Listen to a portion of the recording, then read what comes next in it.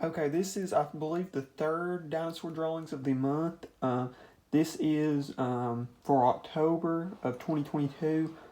I will say I'm feeling a little under the weather, so my voice might sound a little off compared to how it does in most videos.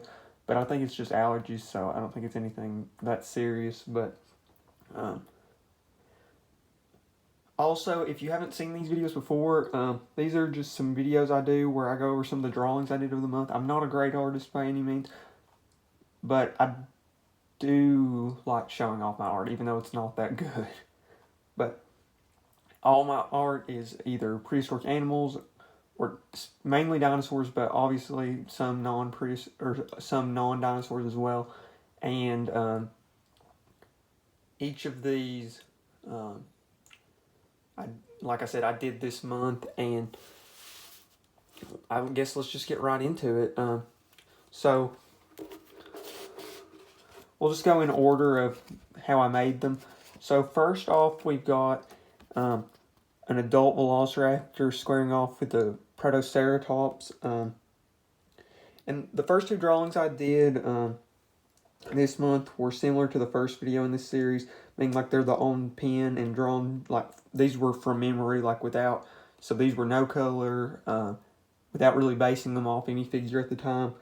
And yeah, like I said, first off, we've got this velociraptor. It's kind of in that same Shrike color scheme, or not color scheme, but in the same, like, well, I guess kind of color scheme, but not exactly color scheme, more like the pattern, like I did in last month's dinosaur drawings of the month. It's similar, like I said, similar to that one, except the big difference is I did like the crest of feathers. And also I drew the protoceratops that it was hunting. I don't love how the protoceratops turned out, but I do actually really like how that raptor turned out. So I guess this one would be like the male version of the one I drew last week or something. Maybe not, but it's definitely a little bit different. But yeah, that protoceratops, I don't love how it turned out. But pretty much this scene, what would be happening is this velociraptor just pushed this protoceratops and backed it up behind a tree. And it's not a full adult protoceratops yet, so the velociraptor is probably going to be successful. Next, we did what ended up being an Acrocanthosaurus. When I started this drawing, it was actually going to be an Allosaurus, but it just didn't really look like Allosaurus.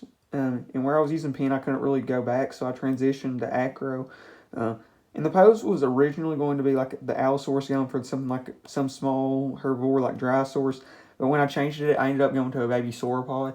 I still don't love how the feet look on this one, but I don't love how this one turned out, but I definitely like the idea. And I thought it was definitely kind of fit the October-y, Halloween-y vibe with it. Big scary predator scaring prey. And then for 10/04, so the 4th of this month, I had an assignment in my anatomy class where we had like color parts of like the skin, and we used some colors that actually like really interested me. So I planned to draw them on a dinosaur, and at first I planned on going with a Hadrosaur, but none of the Hadrosaurus figures I had really made sense of the color scheme. So I wanted to go with something in my collection and started to think Ceratopsian. And I thought it would look nice on the frill with those colors. And considering how last month I did, I think the Ionosaurus last month, and I really liked how that turned out. I will say with Ceratopsians, I really like drawing Ceratopsians when I have a figure with it, but whenever I don't have a figure with it, it's hard to get the Ceratopsian down without a figure. But here's what we ended up with. So it's a Pachyrhinosaurus, kind of based off the Pterobibitat model. I really like this Pachyrhinosaurus actually. And yeah, it's just big male Pachyrhinosaurus, Pachyrhinosaurus locusti. Like it's in like a position. This one, like I said, is supposed to be a bull male, and he's like ready to charge at a predator, either like a locusti. Locusti. I can't remember what the predator was in this environment. Whether this was the one with Nanotyrannus, Albertosaurus, Gorgosaurus, or some other Tyrannosaur, but it's either in a pose where it's about to charge at another male Pachyrhinosaurus or about to ram a predator. And the colors that I was talking about that I really liked was that blue and that pink and that purple that's on the frill.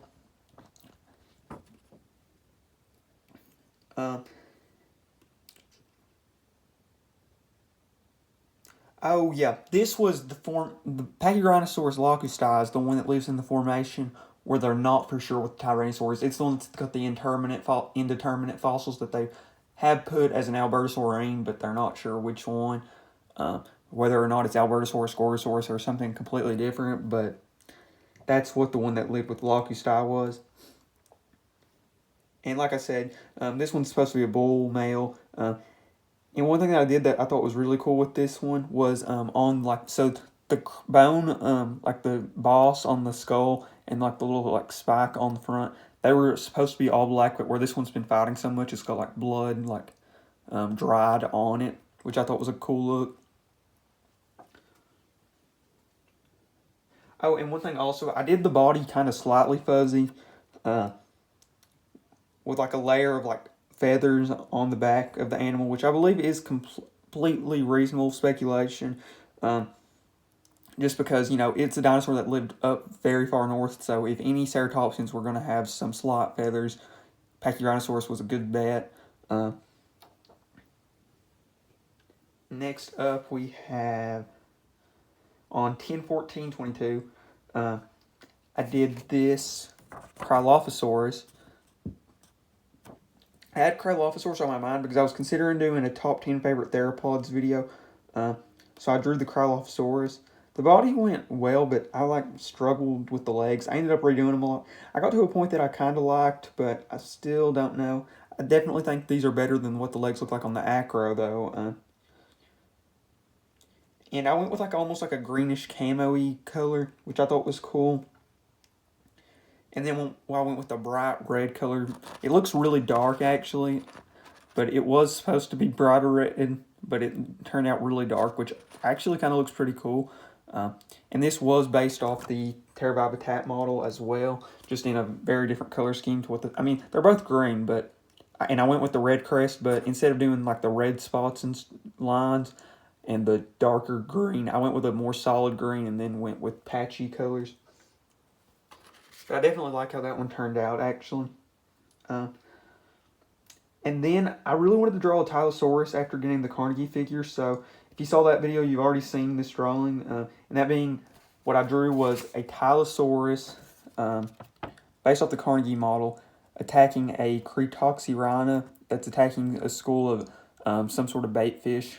And this hides the big inaccuracy with the Carnegie Tylosaurus figure being the tail fluke, or lack of tail fluke, I should say, where it's all the way under, so you can't see the big inaccuracy with the figure.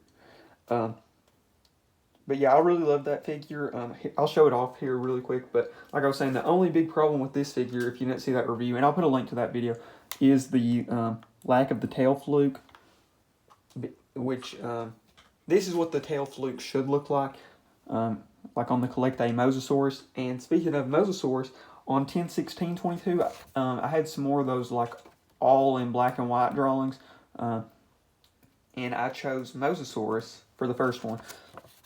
So, yeah, first we have Mosasaurus with an orca-like colors, and I went with a forked tongue because I think a forked tongue is very plausible since Mosasaurs are believed to be closely related to we know that they're related to monitor lizards and snakes. It's just which one they're more closely related to. But considering both have forked tongues, I think a forked tongue on Mosasaurus is very plausible.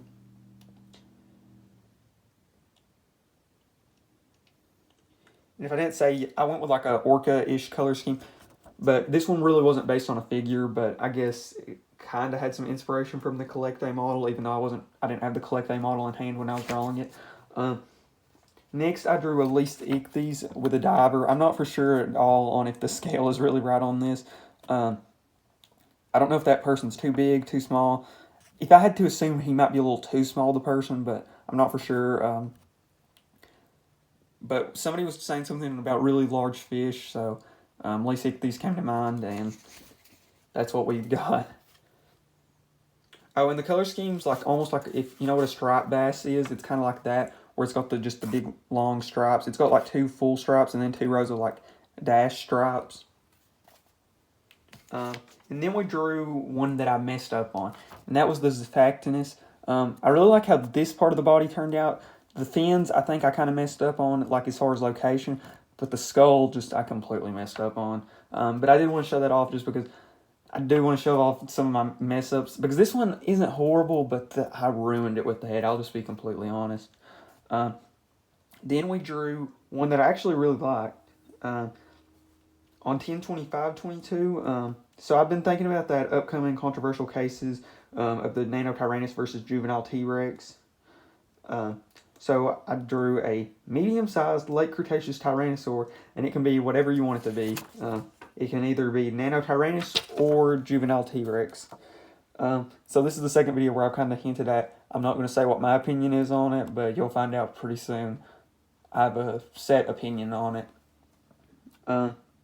Well, I will say I'm definitely not as one way or the other on this as some people are. I definitely think with more fossils we'll have a better idea of what it is, but based off the current fossil evidence, I do believe we have a decent belief. So the drawing is based off the Safari Ltd Dino line one, but I did the only things that I really don't like about this figure, being that I wish it was feathered like this old Safari Ltd juvenile Rex. That's really the only thing I really wish was on that figure. And I mentioned before in that review, and I'll put a link to that video, I mentioned that it doesn't stand great, and obviously the whole Nano versus juvenile Rex thing, but you can watch that video if you want to see more thoughts about that. And then on 10/30/22, I decided to, with it being near Halloween, I wanted to draw either a dinosaur being scared or about to be scared. So this is what we got. So we've got Ceratosaurus and Saurophaganax. And originally I was going to draw a prey animal being startled by a predator or like being scared. But I decided to go with something else. I chose a small carnivore scavenging and stealing another larger predator's meal, and it's about to be scared away by a top predator that made the kill. So I chose a young Ceratosaurus scavenging a dead sauropod body, unaware that the reason the sauropod's dead is right behind it, being the Saurophaganax. So you can see where this is really going to go one of three ways. The Ceratosaurus either realizes where the Saurophaganax is behind it and runs away. The Saurophaganax makes a noise scaring away the Ceratosaurus. Or the Saurophaganax kills the Ceratosaurus to eliminate the predator that could compete with it or kill its young.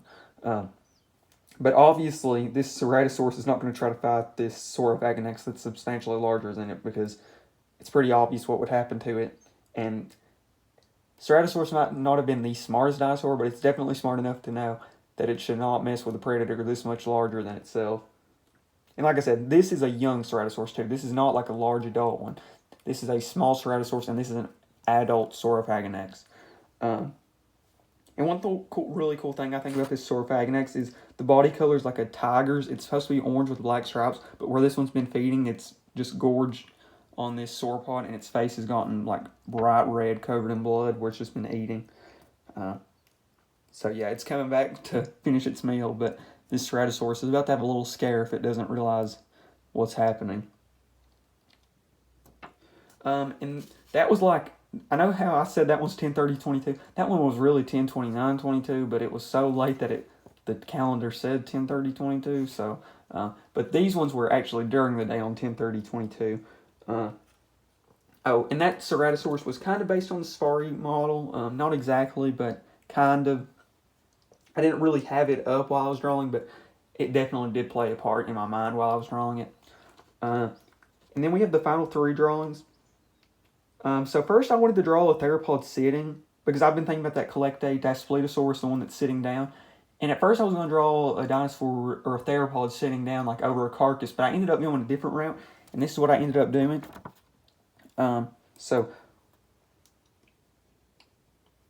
And these are, like I said, these are the last three are those ones I did with off memory without a figure to really base them on.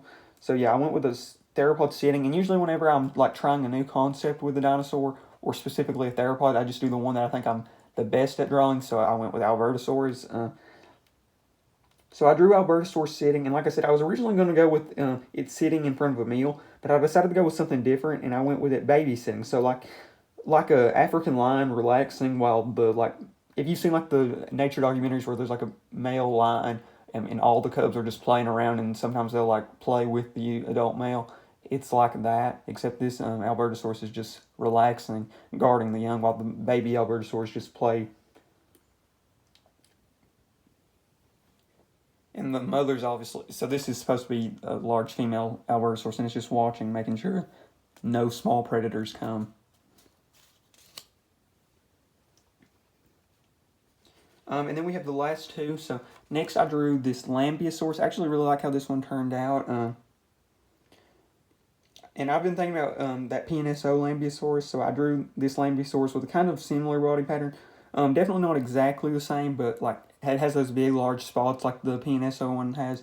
And I'm definitely thinking about getting that figure still. I haven't got it ordered it yet, but I definitely think I will end up with that figure soon, hopefully. And I did want to mention one thing.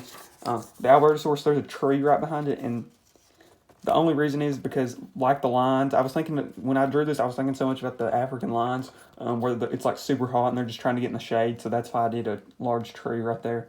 Definitely not big enough for the Albertosaurus, but you know, I'm sure it provides a little shade. And then we got the last drawing. Definitely not my favorite, but it's a scene kind of like the Prehistoric Planet one where the large male, I think Dreadnoughtus, tries to impress some females. So I chose Argentinosaurus with one large male trying to impress some females. And the females are just all black, while the male is black on the body but has a gray head and a white like a dewlap that like lizards have. And like I said, I don't love how this one turned out, but I definitely like the concept, and I'm going to probably try to do this one again relatively soon, but make it look better. So that's all the drawings for the month. Yeah, and I guess we'll just go over which ones I personally like. And I will say, I would love to know which ones you all liked, so comment down below which ones were your favorite. And like I said in the last one, if you want to see me draw something or attempt to draw something, just comment it down below, and I will try. So yeah, let's find my favorites. So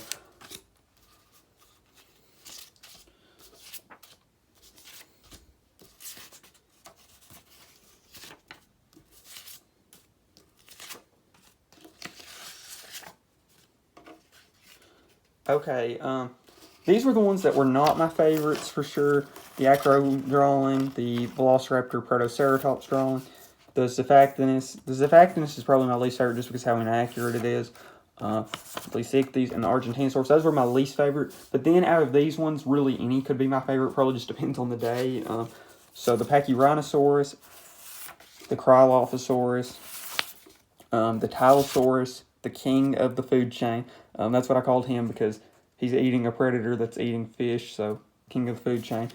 And I really like the Mosasaurus. I definitely like the forked tongue and the tail being accurate. I really actually like how this Nanotyrannus turned out. And I really like the Ceratosaurus Saurophaganax scene. I really like the Albertosaurus babysitting. And I really like the Lambeosaurus. So those were my favorites, but I'd love to know what were your all's favorites. And like I said, thank you all so much for watching. I think I'm out. Actually, I'm going to give a little hint to the next upcoming video. I got this figure a few days ago, but I just haven't had time to record the video. And I like to make my dinosaur drawings of the month's video like a few days after, so that way I've got all my drawings done for the last month. So, if you can tell what that is, that's what the next review will be. It's a figure that I recently got on eBay, and it's in the Carnegie collection, so you'll find out pretty soon, though. That video should be coming up really soon. But like I said, thank you all so much for watching, and I am out.